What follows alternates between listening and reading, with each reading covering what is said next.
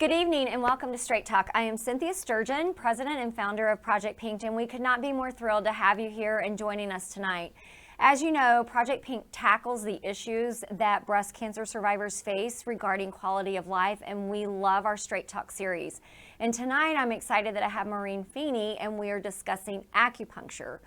And why do we discuss acupuncture? Why is that such a hot topic? And we talk about those hot topics at Pink because we really, sometimes those aren't brought to the surface soon enough to help us have the best quality of life.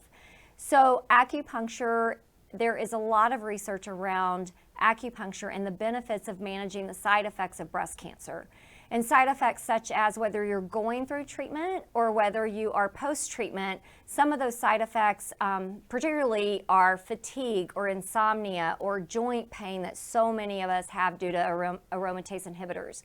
We also have nausea, vomiting during active treatment quite a bit. So the research has shown if we can manage those side effects through acupuncture, the results are such that they relieve this can relieve the symptoms to a degree that you are more compliant in taking your medication or your treatment, which ultimately means that we have a better outcome at the end of the road for treatment. So I am thrilled to have Maureen Feeney. Thank you for joining us. You're welcome. Thanks for coming to the office. I appreciate it. You're quite welcome. So we are at River Point Acupuncture. We are. And Maureen is a licensed acupuncturist, but her credentials are amazing. So you are also a registered nurse. I am. And you have a Bachelor of Science in Nursing as well as a Master's in Oriental Medicine. Right? So Yes. we are thrilled to have you here tonight to help educate us about acupuncture. And there's so many myths and, it's just a mystery, quite honestly. It's like, ooh, needles. And yes. So people get a little scared about that. So can you help us understand what exactly is acupuncture? So acupuncture is part of the Chinese medicine, and what basically in a nutshell Chinese medicine is about balance. Okay. And the difference between Western medicine and Eastern medicine is Western medicine deals with you from the neck down. Chinese medicine, what goes on in the mind manifests in the body. So it's the mind-body connection. And then you have all these lines of energy on you. And when I'm putting needles in you, what I'm doing is creating flow and allowing your body to heal itself from the inside out and also to just rest. So that's really what I do all day here.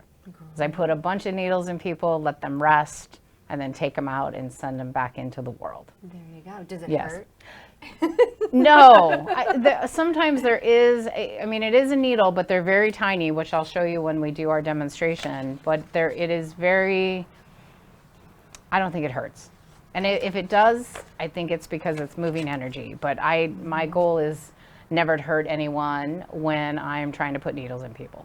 And in full disclosure, you've done acupuncture on me and it didn't hurt. It really didn't. And it's interesting. I just was I saw something on television and I think it was a great explanation. So you correct me if I'm wrong, but I found it fascinating the way this guy explained it as well. It was like, okay, imagine if you see a person, what do you see? You see their clothes, you see their skin on the outside, right? But then if you were to put them in an x-ray, you see the bones. Or if you see all those kind of different layers of the body.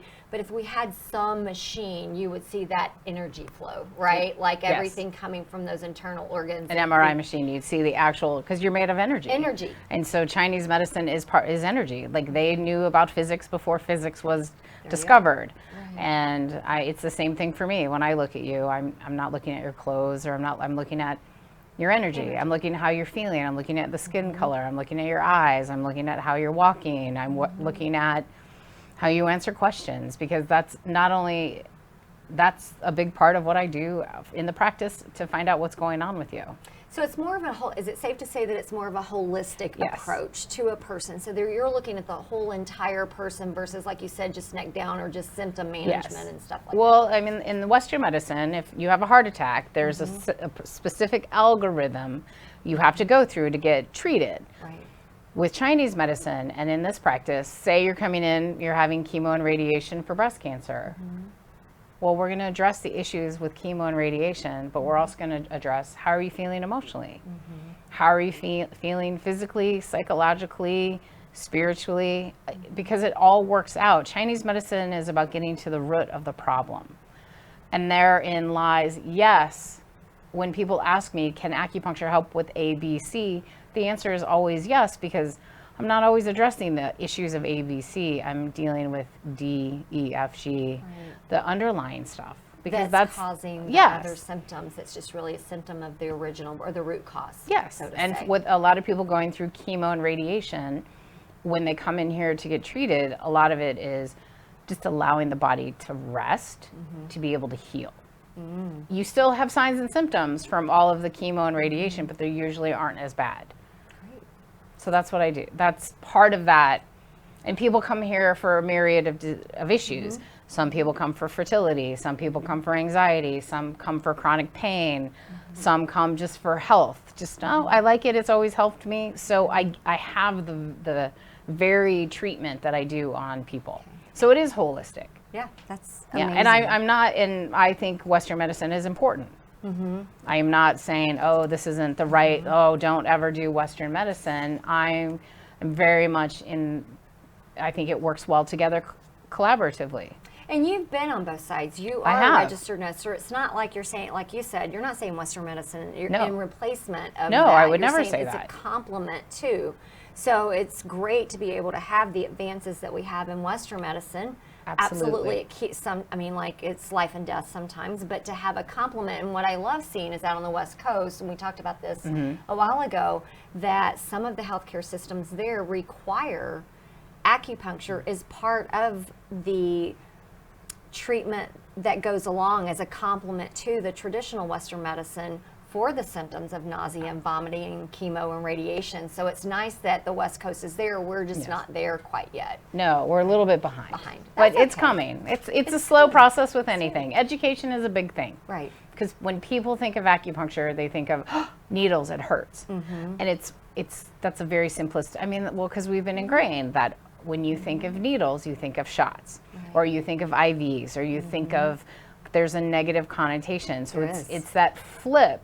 And that's the big thing here that in our office that we really try to educate people of what we're doing. Because I feel that people, the more they know, this is, this is easy, and I like this, and it's comfortable, and I'm happy to be here, and you know. And it smells amazing. Yes.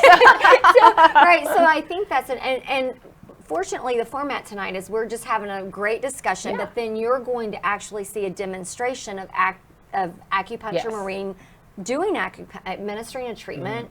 I won't give the details. You'll be better at that when we get into the room. Yes, yes. But and we have a wonderful model here, Lucy, that will be the patient. And so that's exciting because we think it's important to show that because it really, people don't know. And when you walk in, like for example, to your business, it's not like a doctor's office. No. At all. It's more of a spa feel. But medicine, healing is going on here. The healing is happening, and you can tell healing is happening. But it's just I wish our doctor's offices were like this because it would be much more pleasant. I think it would to be go way to. more beneficial. Yeah, I do too. And that's why we have here at the office, that's why we have a front desk instead of it being, because where we live, it's a very, acupuncture is a little bit unknown, and so it's unfamiliar, and people become nervous about it. So here we try to make it a little Western, like, oh, there's a desk, so you know to check in, and then the rooms are not really healthcare rooms. Like we got, nice and you're warm, it's quiet, it's which I think is hilarious that I have a quiet sign, but I'm really loud. Yeah. So, you know, but I mean, there's the dichotomy. I mean, it's good for people, and people like it here. They do, and it's, like I said, it's a very inviting space. Well, thank you. It is, and it smells amazing. Thank you. So you mentioned needles, and that's yes. what most people think of when they think of acupuncture. It's like, oh, needles. And I'll be honest, my first time I was like, ooh, needles. And I'm not scared of needles, but it was just I was fascinated by the concept. And so one of the things that I've heard a lot of, and I know nothing about, so I want to ask you about it, is I've heard acupuncture, but then I've also heard people say something about dry needling. And so I wanted to understand the difference between those two, because needle, is it all the same thing, or is it very different? I don't know anything about that, so I wanted to ask about that. So it's a completely different thing. So we're in Nebraska. I don't know where else this is going, but in the state of Nebraska, The law was probably passed about 18 years ago for licensed acupuncturists to be able to practice in Nebraska. And of course, it went through legislation and all of that. But how it passed was we are under the Board of Medicine and Surgery for our licenses. So I'm a licensed acupuncturist. I do 50 continuing education hours every 2 years. I took 4 national boards, and I went to school for 3 years. So I have a master's in Chinese medicine. And so how the law was able to pass is, it's since we are under the Board of Medicine and Surgery, that means that doctors, dentists, or chiropractors can go out, buy a box of needles, and say they practice acupuncture. Oh. And their rationale is, you know, they've been through school and they have all the advanced anatomy and all of this, but and they've taken weekend classes, or it's been part of their. It's kind of like nutrition for medical doctors. Like they took a class in med school, and that's their that's how much focus they've had. So. Licensed acupuncturists kind of get their panties in a twist, so to speak, because dry needling is acupuncture without the education. Now,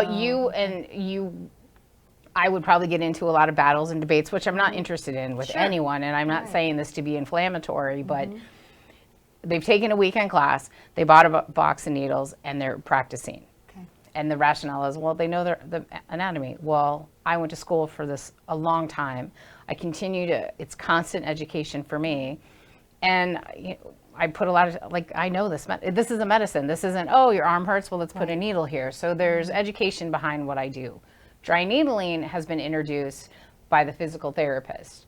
And that is basically taking, say your deltoid or your arm is hurting, they take a needle and they put it in the big trigger point, to help release. You know, when you have a knot in your shoulder or your hip or your back or whatever.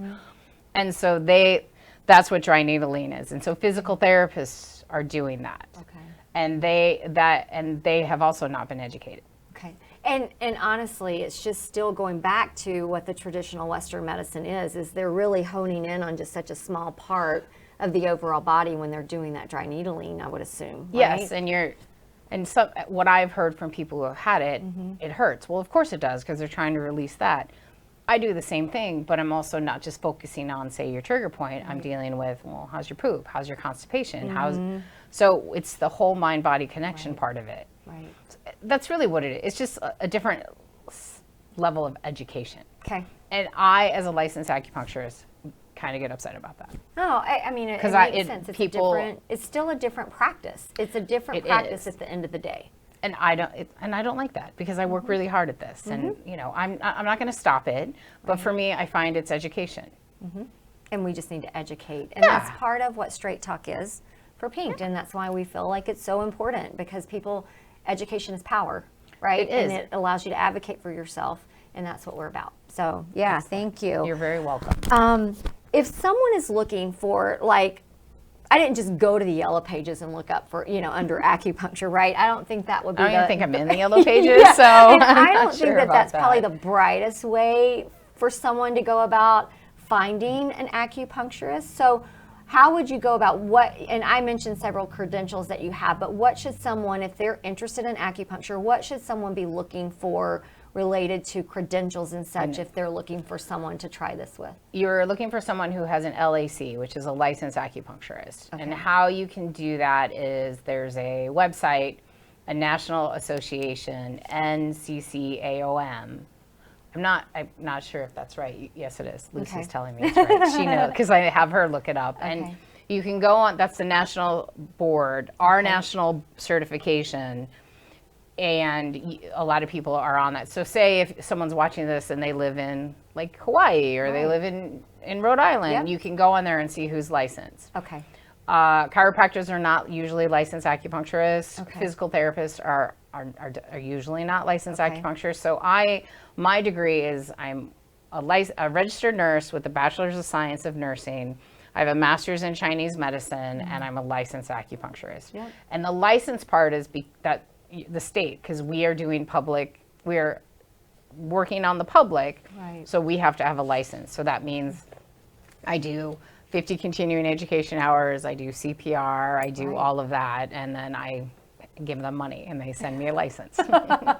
So at a minimum, they should make sure that Just someone look for, is it's a licensed licensed. acupuncturist, and like with anything that you're looking for, that you're paying for, you just ask a lot of questions. Right, right. We answer, my front desk, and I answer a lot of questions of like, because people are very savvy about that. Sure. And Like, where'd you go to school? What's this and that? And our licenses, and I have a massage therapist here, both of our licenses are, you can see them, they're not hidden away, and we're up to date. And so that's important, and I think also, would it be safe to say that when you're calling in, there might be they may specialize in a certain area, and Yes. so it might be important to say, these are what I think my problems are that I would like to benefit. I would like to see this benefit. Is that something in your realm, or is there another one that might specialize in that area? So that would be a good question to ask as well, right? because some acupuncturists just do children. Some Right. people just do fertility. Some just do. It just varies. Yes, just like a we see specialist. everything because I don't really I don't have a specialization because I see a lot of Everybody chemo and needs- radiation. I think everyone needs acupuncture. Everyone needs You need acupuncture, acupuncture. right. I need acupuncture. The Everybody. guy behind the camera needs Dave needs acupuncture. You know. acupuncture, yeah. So it's here at River Point. We see like whatever. What has kind of become my specialty just through organically has been chemo and radiation, and I feel through the 7 years of being in practice, the reason why people are coming to me is because I am a nurse. And as you know, when you start something, you are basically faking it until you make That's it right. in that aspect. And so I had to really, I'm up to date on the cancer medications. Right. I understand a lot of the side effects. And so I myself have had to grow through it. So I do a lot of chemo and radiation, and I do a lot of fertility, Okay. which cracks me up because I don't have any kids. So I always find that very funny. But you're helping bring them into the I world. make a lot right? of babies, but I Making have babies never is had good. any. There you Because go. in nursing school, I was like, that seems gross. So I wound up going into intensive care because that was so much cleaner. With, Yeah, you know, I was going to say somehow. cardiac, open yeah. heart trauma. That just seemed like way easier than helping people give birth. So that's where I've evolved to. But I see everything. You see everything. Yeah, because this is what I want. I want this to be integrated into people's health. Yeah, I think it would be great. I think that the integration as a complement to Western medicine is amazing. I think and it if helps. we can, and at Pink, we often say, it's like if we can find a natural way, something that is not, and we're not saying medicine's bad at all. We're Not not at saying all. any of that. We've all taken it, especially as survivors. And personally speaking, I'm a 12-year survivor, and I've had the poisons in my body. I've had the medicines, and it's stuff that you have to take in order to live sometimes, right? But if I can find a way naturally to let my body heal or to thrive, I would much rather have that natural treatment if I can versus putting another medicine into my body because I've had enough of them. I don't want any more. So And you're tapped out. I'm And a lot of tapped, and people yeah. who have done that, like I have a client right now on stage 3 ovarian cancer, and she's in the third, she has 2 more treatments, and she comes the day after chemo, and then I let her lay here for an hour and a half. And that's sacred time, man. That's just sacred quiet. time. And it's hard though for you. Oh. It's hard for people It's to really sit and be quiet, and then, you know, but this is a place for us where who works here for you to heal. It Yeah, is, and you feel really it when you is. walk in. I will say that it is. You feel the healing energy when you walk in. Well, And I will we've say really that. worked hard Yeah. on that. And this is a it place that people get to be who they are. it's a safe place. 1,000,000%. Yep. Yeah.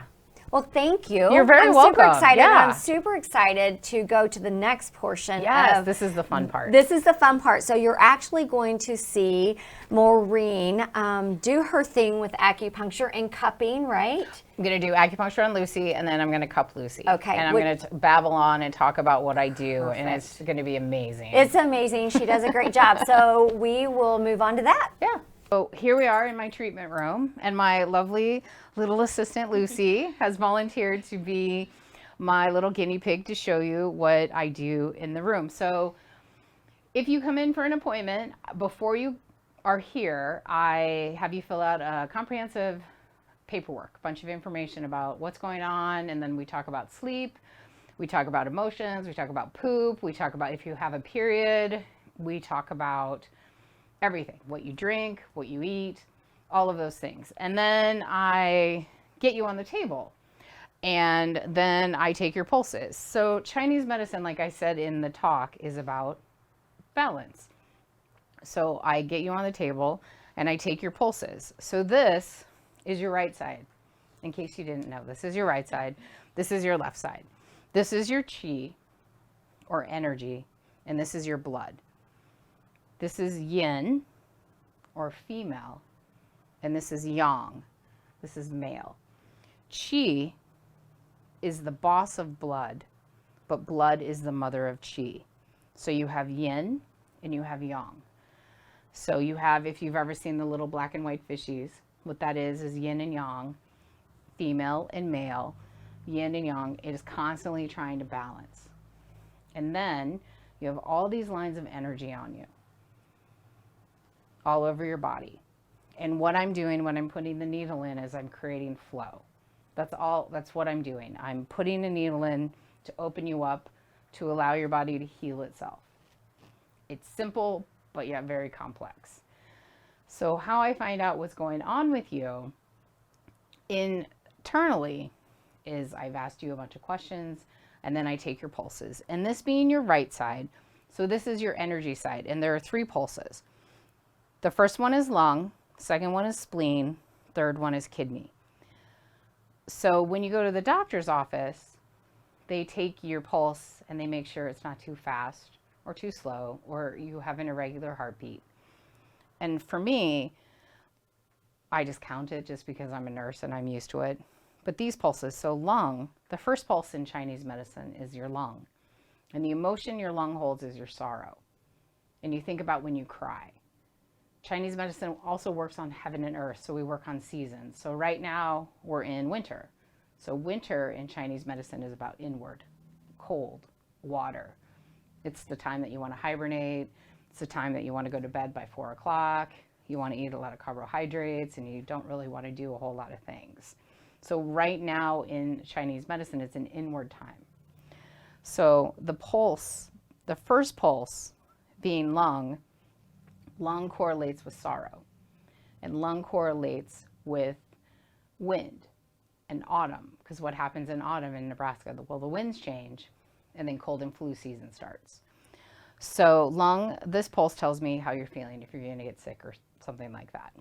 The second pulse is spleen. Spleen holds your worry, and spleen deals with your digestion, your poop, and your period. And for men, it's their sexual organs also. So I am obsessed with poop in this office, because if you can't poop, my next question is, well, what's going on emotionally? Because in Chinese medicine, your spleen holds your worry. So if you're constipated or you're having diarrhea, my next question is, well, what's going on emotionally? And a lot of people are like, I'm very stressed, I have a lot going on, yada, yada, yada, all of that. And so, because your poop controls, you can't poop, it moves up, or if you're having so much diarrhea, you can't get a whole lot done. So we're obsessed with poop in this office. And spleen correlates with spring. So the spleen takes your food and breaks it down and transforms it into energy. So if you think about what spring is about earth and nourishment. And that's when things start growing again. And so then the last pulse is kidney. And kidney holds your fear. And kidney is your original qi, or your DNA, what your mom and dad gave you to make you. And then when you're born, it's your food and drink that you eat to take you through the whole process of life. And so your kidney in Chinese medicine and Western medicine, they're the deepest part of your body. So in Western medicine, you have your kidneys, then your adrenals, and then your thyroid. So a lot of people that come in are very tired. So we do a lot of kidney points to help nourish you, because most people are tired. So with these 3 pulses, what I do when I'm taking your pulse is I'm pressing. Do I have to press really firmly to feel your pulse? And if I do, that tells me it's deficient. So I want to do points on your body to help boost you. Or is it really easy for me to feel? Like I don't have to palpate very firmly. And that tells me it's excess and I want to chill you out or tonify. So once again, we go back to the whole premise of balance. So Lucy feels hungry. She doesn't feel sick. And her energy, your energy feels really good. but she's also 17, so she's got a lot of energy. So then I come over to the left side, and this is heart, liver, and kidney. And heart in Chinese medicine holds your joy. So heart correlates with summer. If you think about heat, heart also correlates with sleep. So in Chinese medicine, we like you to fall asleep, sleep 8 hours, and wake up refreshed and have beautiful dreams. Well, that doesn't usually happen for a lot of people. So then the second pulse is liver, and liver holds your anger. And liver holds your physical and your emotional pain. And liver is a big thing with people going through chemo and radiation because the chemo blocks everything. And that's where a lot of pain and neuropathy and things like that. So we do a lot of liver points.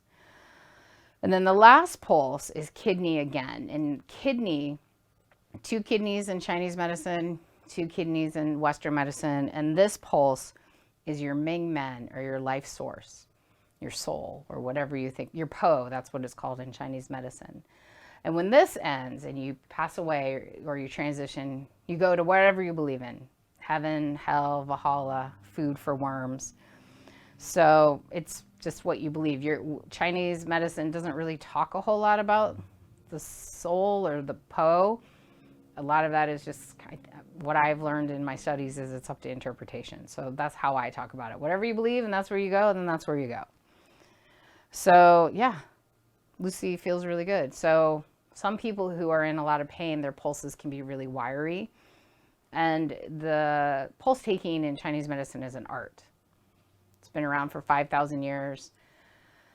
I've only been doing it for 7 years. I feel like in some ways I'm a novice, but then in other ways I feel like an expert. So that's what I like about this medicine is everyone comes in with different things. Everyone gets a different treatment because everyone comes in with different beliefs, different stuff, different karmic stuff. So that's how I work. So then after I take your pulse, I look at your tongue. So Luce, stick out your tongue. Yay! So what I'm doing, you can look at him, I think, yeah, there you go. So what I'm doing when I'm looking at the tongue, okay, you can put it back in, darling, is I'm looking at well, I didn't want you to have it out the whole time. So I am looking at the color of it. Hers is a little purplish, little red. So she's probably maybe have a little headache, a little bit of stagnation, a little bit of pain somewhere. Probably has some back pain. And then I'm looking at, it's a little bit dry, so she's probably a little dehydrated. Most people are dehydrated in the winter because that's just what happens to a lot of us. So I would say Lucy's diagnosis is a little bit of liver cheese stagnation, and I get that from her pulses and looking at her tongue. So we're going to do some points on her. So I don't know if any one of you, so here are my needles. So they come in a sterile container. What I do, this is a clean needle technique. If this was a sterile technique, this would be an operating room because you wouldn't want any kind of germs in here. But clean needle is, your skin is your major protectant.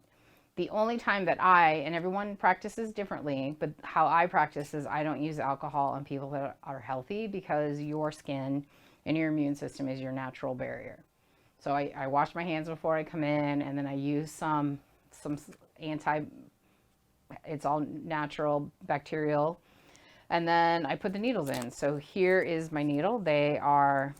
This is my guide tube. This is what I use to put the needle in, and then here's my needle as I drop the guide tube. So this is sterile. Here, let's shoot that. Okay. Let's shoot that part again. Okay. You want to do a taking out of the needle, not to waste one of your needles, but. Yeah, I will just put it in her because I didn't want to drop. So what do you want me to do? Well, I'll use this one on loose. I mean, I didn't drop it, so. Yeah, just put it on the thing. Yeah. Just for the video purposes. Yeah, so people aren't like. Let me shoot the tight shot real quick so I have something to edit around. All right, go ahead. Okay. So then this is my needle, and then this is my guide tube. This is what I use to insert the needle. And then here's my needle. So this is sterile, the actual needle. And then where I'm holding it is clean. So then I'm going to show you with my guide tube how thin and malleable the needle is. So since this is now not sterile, I'm not going to use it on Lucy. So I'm just going to put that in my sharps box because no needle is ever reused again. So I'm going to take a needle that is sterile, and I'm going to palpate to where I want to go. This is a point. I put the guide tube down and tap it in. And that's all I do. So here. So as you see, they don't go in that far. And did it hurt? No. Good job, Lucy. All right, and then here, this is a good point to help. So I palpate where I want the needle to go. Wait, I'm gonna have you Okay. stick it again. Where are you gonna stick it at? So I'm going to stick it right here. Right, I'm just gonna- You got it? Okay, maybe talk about the palpate thing one. So what I do is I palpate to where I want it to go, and then I put the guide tube down and tap it in. That's all I do. That's what I do. And then after I put the amount of needles I want into the client, then I let you cook. I have you lay here for about 20, 30 minutes. And then I come back in and I take the needles out.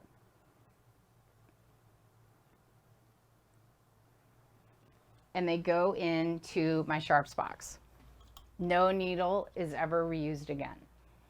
It's because it's been in someone's body, so, and I can afford needles. So as you can see, there's no bleeding, nothing, and if you see where the insertion, where the needle was, so that tells me that there was qi movement. So to me, that's a good thing. I'm going to show you cupping now. So cupping in Chinese medicine, what I use is a glass cup,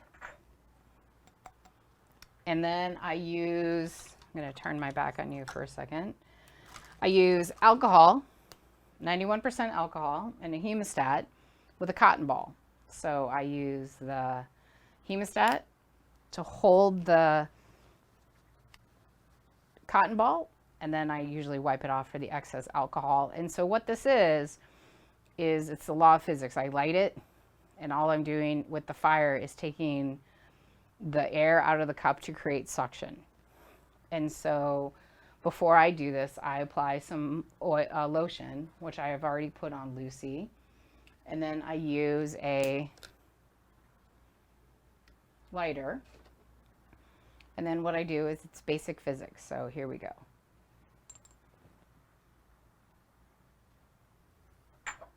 So what this is doing is it's bringing the skin up. It's suction. So I'm taking the air out of the cup and creating suction to help loosen up the fascia and the muscles. Like massages press down, this sucks up. And this helps with a lot of stagnation. And stagnation in Chinese medicine is pain. So what this helps with, like for Michael Phelps, when he used this for swimming, is it helps muscle recovery, helps bring more oxygen, helps heal the muscles. From a Chinese medicine standpoint, this moves qi and blood. So say Lucy is coming in and saying, I have really bad neck pain or shoulder pain, because women hold a lot of their pain from their bra line up. So I would do this. The only time that I wouldn't cup anyone is if I'm hesitant to do it on pregnant women and if women are breastfeeding, just because I don't want to run the risk of losing their milk supply. And then I have a heart-shaped cup that I like to put on people. So as you can see Lucy's skin getting a little purple, a little red. And what that is it's bringing the qi and blood up to help, say Lucy's having some neck pain, some shoulder tightness, it's help loosening that up.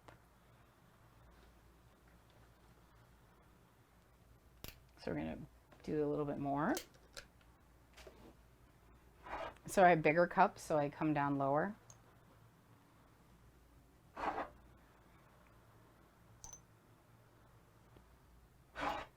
So is this good for athletes then? It's good for anyone. Like I do it on people's bumpers for sciatica.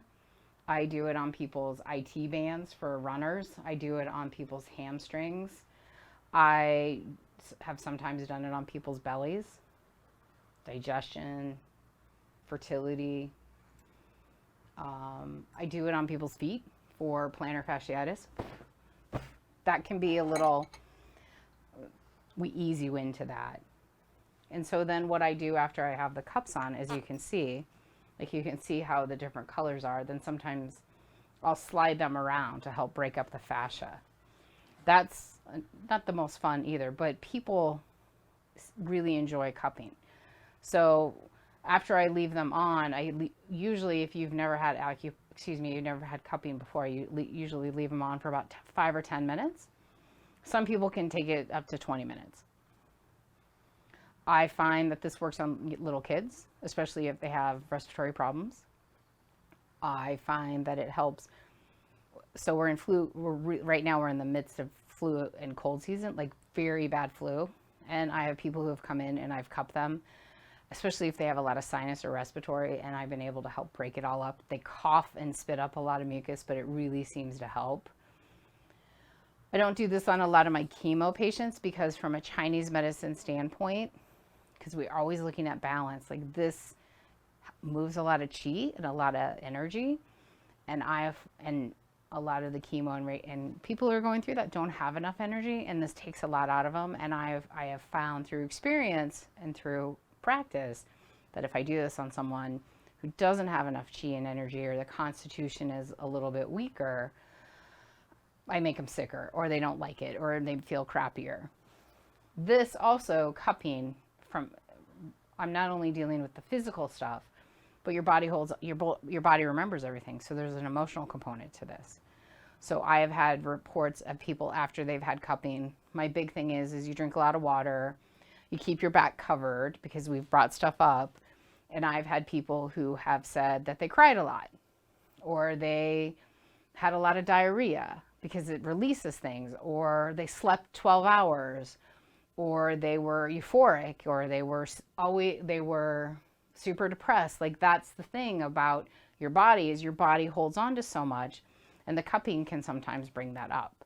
Then there's also just the practicality of, oh, your sciatica hurts, or your IT band, or your hamstring. Well, let's work on that and let's loosen it up, because that's where a lot of back pain comes for people. So this is cupping kind of in a nutshell. It's individual to everyone. And so after I'm done, I just pop them off.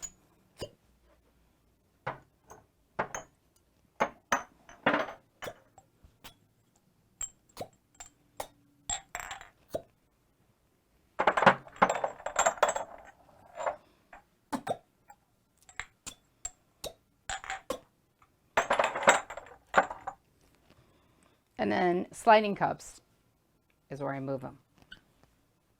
And so this is when sometimes people call me names because it hurts. And then I'm like, you asked me to do this. So this can help just kind of move everything along. And then usually my sliding stops when they pop off. So you see this, you see how purple that is? This is where most people hold their stress, is right in their shoulders. So when I cup, they can be anywhere from just the color of the skin to light pink or light brown, depending on the color of your skin, to light red to dark purple, light purple to dark purple to black, depending on how much stagnation you have. Stagnation, again, equals pain. It also can sometimes tell me how much sugar you're eating. I had a lovely 7-year-old in here, and I cupped her, and they turned like purple, and I was like, how much sugar are you eating? She's like, a lot, and it tastes really good. So that's what I do. After I do the cupping, then I put a little bit of Chinese herbs on you. This is called post-menopausal oil. It's a little cold. So what this does is that after I've brought everything up, I put this menthol, a little bit of Chinese herbs, and it helps move the qi and blood. And it's just kind of a nice, because people like it. And then my instructions for you after you have the cupping is I make sure you drink a lot of water, because you don't think you're thirsty, but you will be. And then when you come in the next time, I ask how are you feeling? Did you like it? Was it too much? Was it too little? Or things like that. And I can't for sure, after you've had acupuncture or cupping or any other modality. Oh, and here's another modality I have. This is called gua sha, and that's Guasha, and that's scraping sand. And I kind of call it cupping light. So cupping can be very intense, and it can move a lot of qi and blood. But tonight, like I had a client today who had really bad shoulder pain. She wasn't energetically feeling good enough for me to cup her. Her cat had just passed away, and she wanted cupping, but I said, well, let's just do gua sha. So gua sha is, I call it cupping light. So it's a nice little spoon that I didn't steal from the Chinese restaurant. I actually bought it from one of my companies that I use. And then I scrape. I just slide up and down. Sometimes I go at one. So you see this, you see how much more, because these are shoulders, and most shoulders take a lot of beating because they move 360 degrees. So what I do is it's cupping but different. So it's breaking up that fascia, breaking up the muscle, and releasing. It's not the most comfortable. Lucy can attest to that.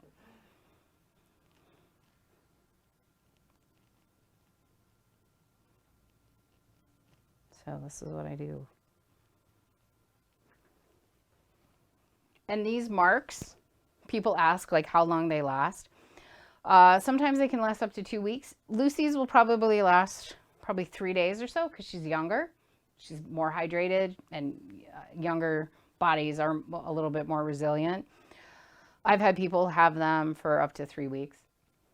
It's completely normal. They do fade, and it does absorb back into your body. But yeah, so this is gua sha. This is another modality I use. And so then when I'm done, I cover up my clients. And then I just kind of, move the energy, close up the treatment. And I find that if I end it with just a nice little massage of Tui Na, people know that the treatment is done and they're ready to go back into the world. There you go. So that's what I do.